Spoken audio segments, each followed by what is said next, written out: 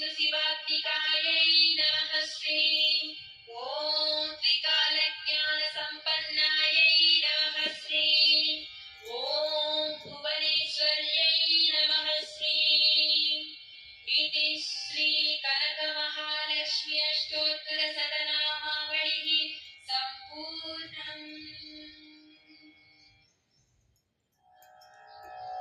जय जय महादेवी श्रीमन्महालक्ष्मी क्षीरसमुद्रराजपुत्री आप्तरक्षाकरी दुष्टशिक्षाकरी सर्वलोकेश्वरी लोकैकदारिद्र्यदोषान्तकारी श्रीरङ्गधामेश्वरी ब्रह्मविष्णुशिवात्मिकायै नमः श्रीं